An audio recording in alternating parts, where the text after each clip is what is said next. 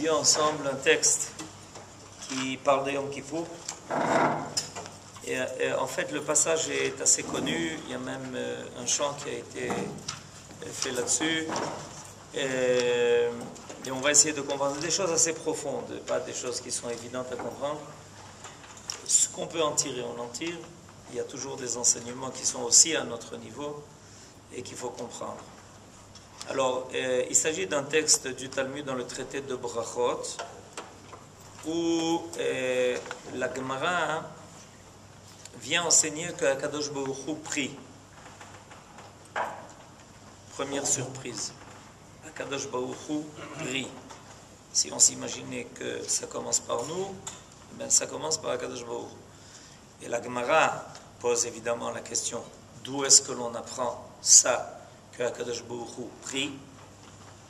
Alors la réponse est par un verset du prophète Isaïe, où il est marqué Va avi otim elach kochi. Viendra un temps où Akadosh Baruch Hu nous ramènera sur sa montagne sainte. Et là vous avez déjà le texte au milieu. Vesimachtim bevet tefilati. Et je le réjouirai dans ma maison de prière. Vous voyez, vous avez le texte. Et je les réjouirai dans ma maison de prière. Du fait, dit la Gemara, qu'il n'est pas dit leur maison, il s'agit du Beth Amikdash, a priori. Vesimachtim bevet tefilati. Et je les réjouirai dans la maison de prière. Laquelle? Le Beth Amikdash. C'est-à-dire qu'Akadosh Baruch Hu nous promet que viendra un temps où il y aura le retour des exilés, où le Beth Amikdash sera reconstruit, et évidemment pour nous, ça sera l'apothéose de toute notre histoire, ce temps-là où le prophète prophétise ce qui arrivera à la fin des temps. Or, le Talmud fait une précision à propos de ce verset. Akadosh Baruch Hu ne dit pas qu'il nous réjouira dans notre maison de prière, mais dans sa maison de prière. Du fait qu'il n'est pas dit dans leur maison, mais ma maison de prière, on en déduit que le Saint béni soit-il prie. Ok? Donc ça c'est la première précision qui est apportée. Évidemment, se pose tout de suite la question énorme. Qu'est-ce que ça veut dire que Akadosh Baruch Hu prie? Et j'explique la problématique de cette équation, c'est que on prie parce qu'il nous manque quelque chose. Et que par la prière, on veut évidemment obtenir que Dieu complète ce dont on est manquant. Il y a une liste énorme d'ailleurs de choses dont on est manquant. Et en ces jours-là, on est en train de lire les listes. Avinu Malkeinu, Yehi Ratzon, etc. Et puis tout d'un coup, on nous dit, oui, mais Akadosh Baruch Hu aussi prie. Alors là, on a un véritable problème. Pourquoi? Parce qu'Akadosh Baruch Hu ne manque de rien. Il manque de quoi, Sarah? Ça, c'est un grand chidouche. Nous ne l'avons pas encore révélé, sacré roi. Akadosh Baruch Hu manque du fait que nous ne l'ayons pas révélé. C'est un chidouche. C'est un mot ce que Sarah dit. Et de ça, il est manquant. Qu'il puisse se révéler par nous. Ok. Donc, ça dépend pas... le fait qu'il puisse se révéler par nous, ça dépend de qui? De nous. Donc, on peut comprendre que Akadosh Baruch Hu ait besoin de prier. Pour qui? Pour nous. Oh, il y a fait... on y arrive. Alors, il y a ici une donnée qui est une révolution, si on y réfléchit sérieusement. Si vous tournez la page, c'est écrit en Rashi, mais pour ceux qui arrivent, tant mieux. Ceux qui n'y arrivent pas, je vais lire et je vais traduire. On a un commentaire du Maharsha, qui est un des commentateurs les plus extraordinaires des choses profondes du Talmud.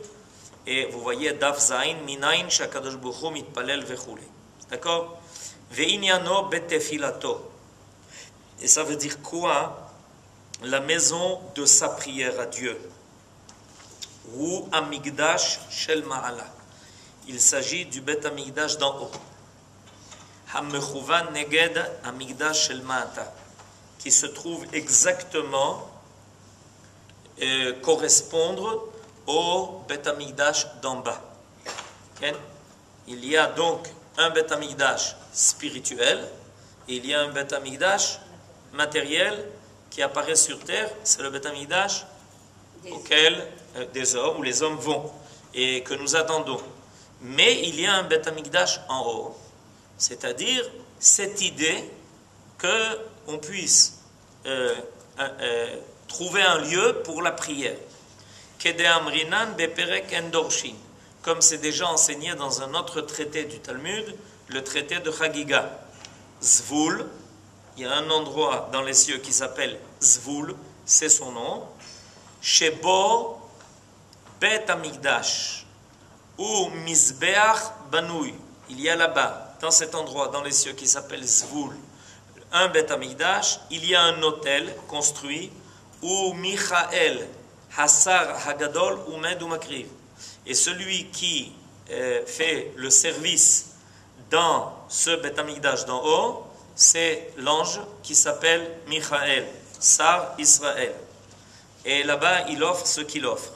Ve'aino, Shemechuvan Neged Migdash Shel Ma'ata. Et ce Bet Amigdash d'en haut correspond exactement, il est exactement en face du Bet Amigdash d'en bas. C'est pour ça que notre ancêtre Yaakov, quand il était en route vers Lavan, il a dit Manora Hamakom Azeh. Eze Makom, il s'était endormi à la place du Bet Amigdash, qui n'était pas encore construit. Mais en route, il s'était endormi exactement à la place du Bet Amigdash. C'est un endroit qui est Nora. C'est un endroit qui est très impressionnant. D'accord? Pourquoi? En ze ki'im bet Elohim, parce que c'est la maison de... Vous entendez bien? Pas des hommes. En ze ki'im bet Elohim, veze sha'ar hashamayim. Et j'aperçois la porte des cieux. C'est-à-dire que qu'est-ce que Yaakov a découvert? C'est ça qui l'a beaucoup impressionné, que ce qui se passe en bas est exactement mechouvan, exactement visé à quelque chose qui se trouve en haut, et entre ces deux places-là, celle qui est spirituelle dans les cieux et celle qui apparaît sur terre, il y a une porte. Et Yaakov a eu le mérite de voir cette porte ouverte. C'est-à-dire qu'il y a un passage qui se fait entre le Bet Amigdash d'en haut et le Bet Amigdash d'en bas. Ça. Oui. S'il y a une connexion, enfin une corrélation entre ce qui est en haut et ce qui est en bas, puisqu'en bas il n'y a rien, est-ce que ça voudrait dire que là-haut il y a le Bet Amigdash en potentiel et Kadosh Baruch Hu ne les montre pas parce qu'il attend que celui d'en haut? Alors on va y arriver. Ça c'est l'histoire de Yom Kippour. Voilà. La question que vous avez posée, c'est la question que la Gemara va tout de suite élucider avec une histoire à propos de Yom Kippour. D'accord? Alors on continue le Marsha parce qu'il est très important. Il nous enseigne des principes extrêmement importants. Vehaino shemechuvan neged migdash el mata. Le Bet Amigdash d'en haut est donc exactement orienté, si on peut dire, par rapport au Bet Amigdash d'en bas. Kemo shelemata mitpalelim. Alors on commence. Comme en bas on prie. Et qu'est-ce qu'on réclame? Sheyigolu rachamavalenu.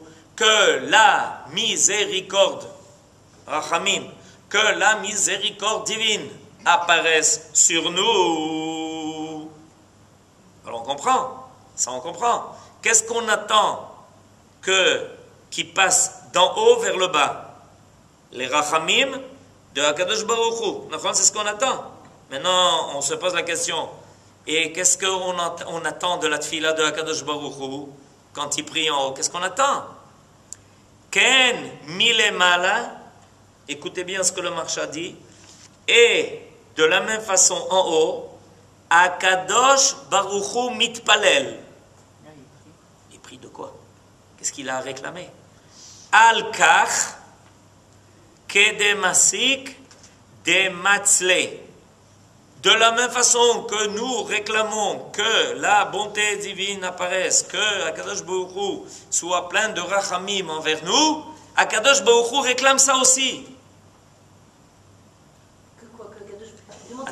Entendez bien ce que le Maharsha dit. C'est-à-dire que nous et Akadosh Baruch Hu prions exactement la même prière.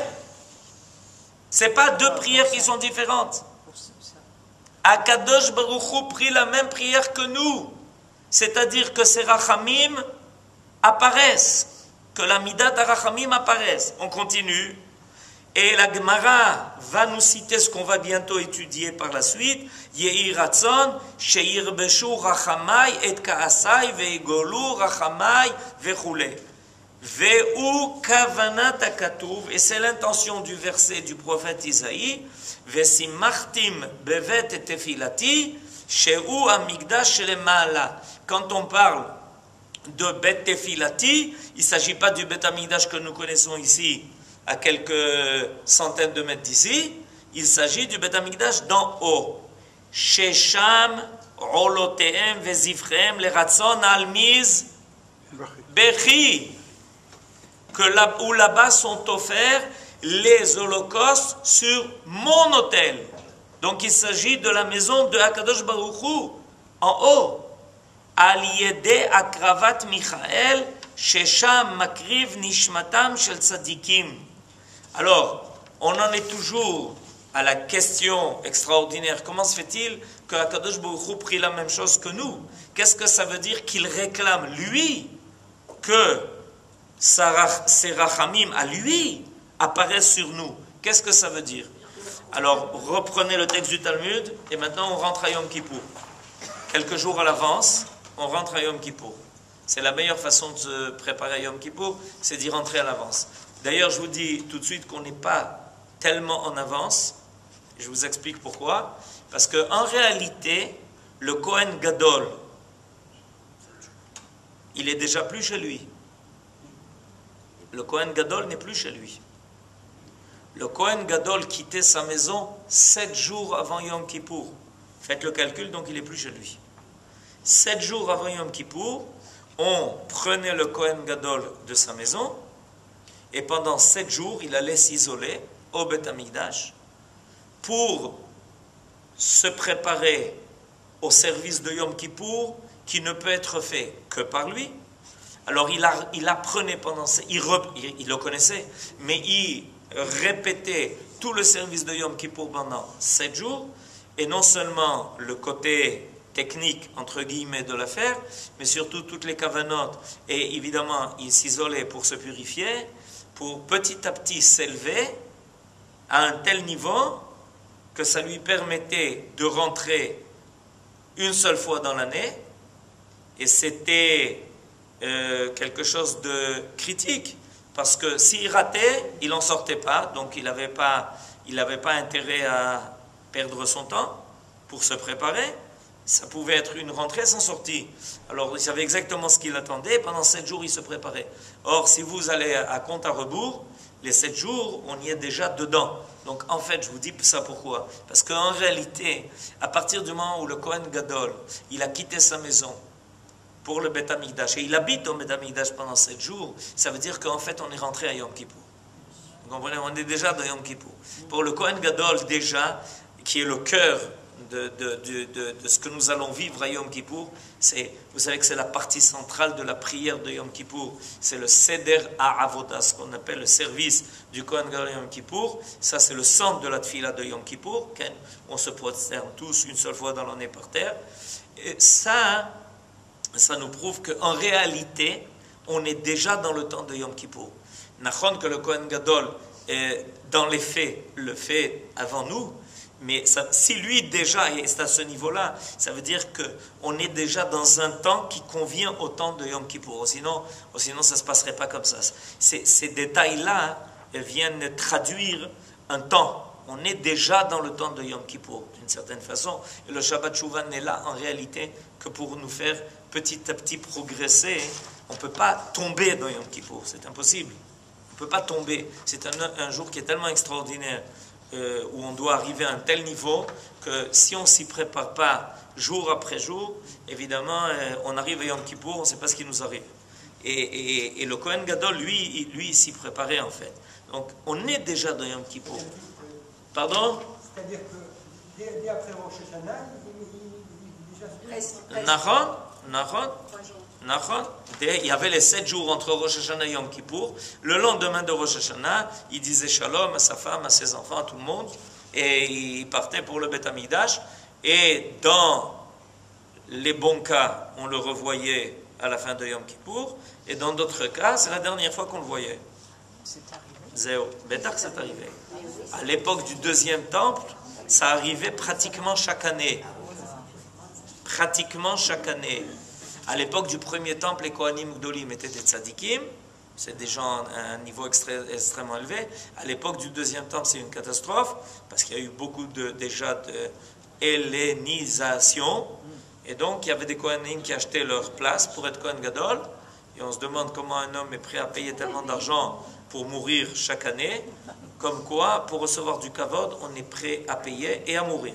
On continue. Maï Matzle. Alors la Gemara pose la question. Qu'est-ce que Akadosh Baruch Hu prie? On a pris le principe, je suis au petit 3. Vous me suivez? On est au petit 3. Maï Matzle. On a appris que Dieu prie dans sa maison. Alors la Gemara dit, oui, mais ça nous intéresse. Qu'est-ce qu'il prie? On voudrait bien savoir. Pourquoi ça nous intéresse? Parce que c'est pour nous qui prie. Parce qu'Akadosh Baruch Hu prie pour nous, ça c'est une première réponse. Et il y a une deuxième réponse qui est encore plus conséquente en ce qui nous concerne. Nous devons répondre à ces prières. Non, parce qu'on va prier la même chose. Vous comprenez? C'est-à-dire, c'est encore plus que ça. On veut savoir ce qu'Akadosh Baruch Hu prie, parce que nous on va prier. On va prier la même chose. C'est-à-dire qu'en réalité, on est les élèves de Akadosh Baruch Hu pour prier. Alors, c'est pour ça que ça nous intéresse. Sinon, qu'est-ce que ça veut dire ça, ce qu'Akadosh Baruch Hu prie? Qu'est-ce que ça te regarde? En quoi ça te concerne? Comment en quoi ça me concerne? Parce que moi, je veux prier ce qu'Akadosh Baruch Hu veut prier. Est-ce que je peux avoir un meilleur exemple? Est-ce que je peux avoir un meilleur exemple que la prière de Akadosh Baruch Hu pour prier? Alors la Gemara pose la question et elle n'a aucun problème pour nous donner la réponse. Vous avez entendu la dernière phrase que je viens de dire? Et ça vous surprend pas? Non, c'est pas ça que je dis. Imaginez-vous, je suis en train de dire que les sages du Talmud n'ont aucun problème pour nous dire qu'est-ce qu'Akadosh Baruch Hu prie. Ils n'ont qu'à lire notre livre de prière. Non, mais vous comprenez ce qu'on est en train de lire? C'est pas phénoménal, ça se dépasse de loin le phénoménal. C'est-à-dire que les sages du Talmud savent ce que Akadosh Baruch Hu prie. Ça veut dire quoi? Ça veut dire qu'ils se baladent dans la maison de Akadosh Baruch Hu. Comment ils savent ce que Akadosh Baruch Hu prie? Puisque Akadosh Baruch Hu fait sa prière en haut, dans le Beth Amikdash, d'en haut. Vient maintenant un sage du Talmud et dit, ah, moi je vais te dire ce qu'il prie. D'où tu sais? Pourquoi? Tu sais ce qu'Akadosh Baruch Hu? Tu sais? Oui, je sais. J'étais en haut, j'ai entendu. J'étais présent, j'étais dans les rangs là-bas des gens qui étaient dans le Beth Amikdash de Akadosh Baruch Hu, et j'ai entendu ce qu'il disait. Mais c'est phénoménal. Je ne sais pas si vous vous rendez compte dans quel livre on est. Les gens ne savent pas ce que c'est que la Torah. Ils n'ont aucune idée. Quelqu'un vient te dire très posément, très gentiment, il te dit, tu veux savoir ce qu'Akadosh Baruch Hu prie? Et moi je vais te le dire. Et comment tu sais? Mais je l'ai entendu. Comment tu as entendu Akadosh Baruch Hu prier? Pétard, j'étais invité au Beth Amikdash à Yom Kippour. Dans le Beth Amikdash d'en haut, je peux te dire ce qu'il prie. Et c'est pas phénoménal. Ça dépasse ce qu'on peut imaginer. C'est même pas de l'imagination. Ça va au-delà de tout. C'est-à-dire que le passage entre ce monde-ci et le monde d'en haut, pour les sages du Talmud, c'est rien. Il n'y a aucun problème. On va, on vient, on descend, on monte, on parle, on entend, etc. cette frontière qui pour nous a l'air infranchissable, et pour eux, elle était franchissable très facilement. C'est d'eux qu'on reçoit la Torah. Vous comprenez? C'est pas d'hommes qu'on reçoit la Torah. Les gens qui nous ont transmis tous ces enseignements du Talmud, c'est pas pour venir entendre les enseignements que des hommes vont nous donner. Ce sont des hommes qui sont capables de nous dire, voilà la tfila que j'ai entendue d'Akadosh Baruch Hu. Alors quelle est la tfila? Amarav Zutra Bartovia Amarav. Voilà la tfila. Yehi ratzon milefanai. שיכבשו רחמי את כעסי ויגולו רחמי על מידותיי ואתנהג עם בניי במידת רחמים ואכנס להם לפנים משורת הדין. Traduction. Que prit-il? Rav Zutra Bartovia rapporte l'énoncé de Rav. Puisse ma miséricorde subjuguer mon courroux et l'emporter sur mon principe de la stricte réciprocité entre la faute et le châtiment. La réciprocité entre la faute et le châtiment, ça veut dire? Le dit. Ça veut dire quoi? C'est la logique, ça. C'est la logique. Il y a une logique qui est toute simple. Alors, qu'est-ce qu'on demande? Qu'est-ce que Kadosh Baruch Hu nous en prend à demander? Hein? Ça ne se passe pas comme ça. Tu sais, on ne peut pas, on n'ose pas, quoi. Tu nous as dit que si on faute, chas v'shalom, il y a le din. Ça, c'est le émet. Alors, le jour de Yom Kippour, qu'est-ce qu'on fait? On dit à Kadosh Baruch Hu, non, on voudrait que ça se passe autrement. Comment autrement? Bien que selon la logique, la midata émet, selon la vérité la plus stricte, c'est comme ça que ça se passe, on te demande que ça se passe autrement. D'où ça vient cette... Comment on ose? Comment on ose? De toi, ça vient parce que... Parce que Akadosh Baruch Hu nous a dit, écoutez, je vais vous révéler un petit secret, je vais vous dire ce que moi je prie. Je vais vous le révéler. Et dans quel but? Essayez d'apprendre de ce que je dis. Vous avez quelque chose à retirer de cela. Afin que je me conduise envers mes enfants avec miséricorde et indulgence. Et là arrive la fameuse histoire. Petit 6. Tanya. Amar Rabbi Ishmael ben Elisha. Rabbi Ishmael ben Elisha était Kohen Gadol. Pa'am achat, une fois, Nichnasti leaktir ktoret lifnai velifnim. Rabbi Ishmael ben Elisha, le grand prêtre, dit, il m'est arrivé un jour de Kippour d'entrer dans le Saint des Saints. Ça peut arriver que le jour de Yom Kippour d'ailleurs. Pour y brûler l'encens. C'est le seul jour où le Kohen Gadol rentre dans le Kodesh HaKodashim pour offrir l'encens. C'est l'essentiel du travail de Yom Kippour. Ok? Il est rentré là-bas. Il nous raconte ce qui est arrivé un jour de Yom Kippour. Veraiti akatriel ya Hashem tsevaot shehu yoshev al kiseh ram venissa. Et j'ai vu à Katriel le nom de Dieu, Dieu des armées, assis sur un trône haut élevé. Le Kohen Gadol rentre dans le Kodesh HaKodashim et tout d'un coup, il nous révèle, c'est un secret. Nous, on n'y est pas là-bas. Et dans la Gemara, il y a une révélation. Il nous révèle ce qu'il a vu dans le Kodesh HaKodashim. Le jour de Yom Kippour, il a vu une révélation divine qui porte un nom. On ne va pas rentrer maintenant dans tous les détails. Il y a beaucoup de secrets ici, par ces noms-là, qui révèlent quelque chose. Mais il dit qu'il y a eu une présence divine, qui n'est pas la présence divine habituelle, qui est apparue.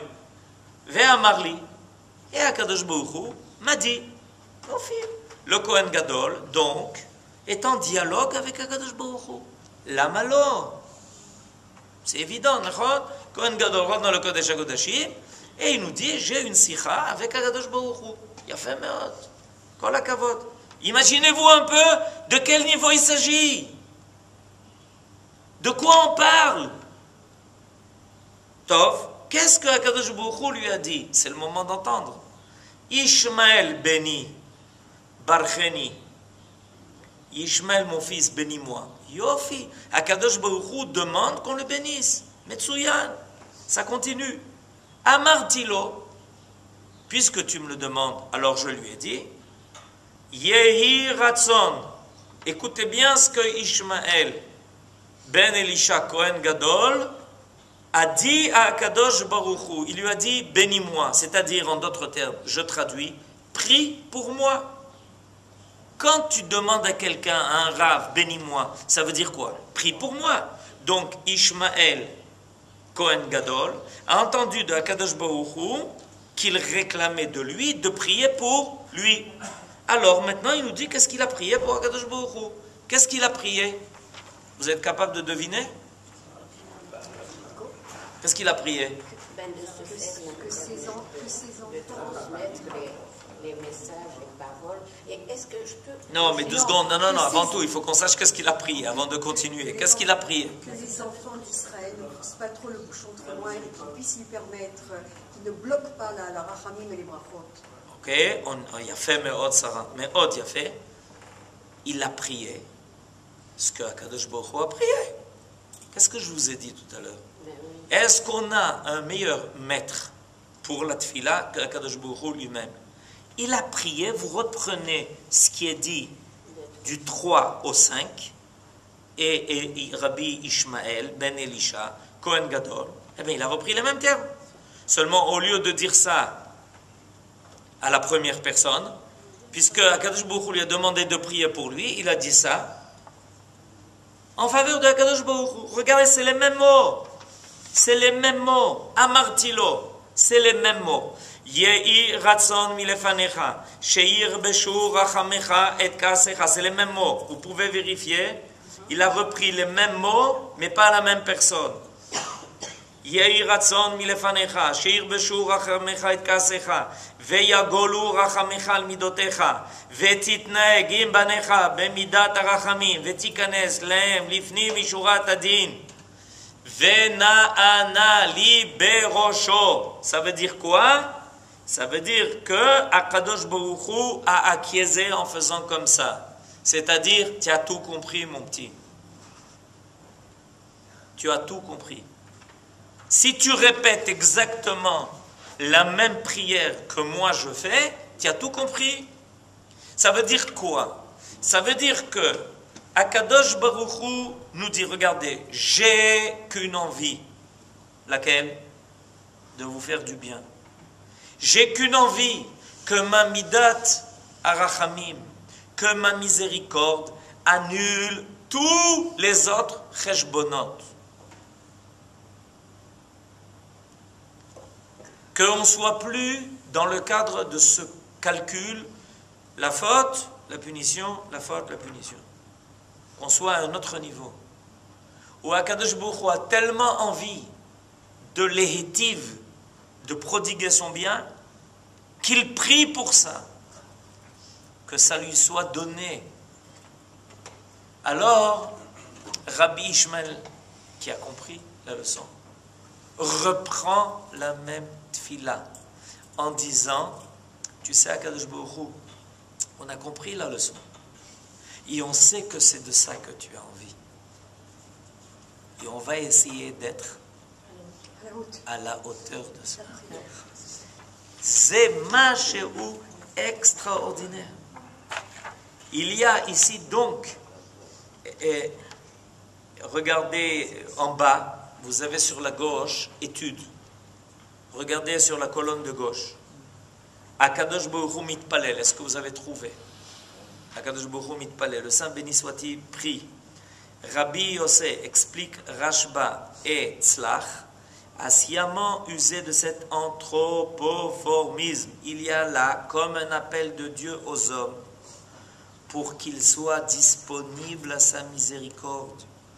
Dieu prie que les hommes s'amendent de manière à bénéficier de sa grâce. Il attend la prière de l'homme. Dès lors que l'homme est appelé à l'imiter, la prière divine a une vocation exemplaire. C'est-à-dire que Akadosh Baruch Hu nous dit, écoutez, sachez une chose, on veut la même chose. C'est pas vous qui voulez Shetiye Shana Tova, que tout se passe comme il faut, etc. C'est moi qui veux. Donnez-moi la possibilité de le faire. Or, étant donné que le jour de Yom Kippour,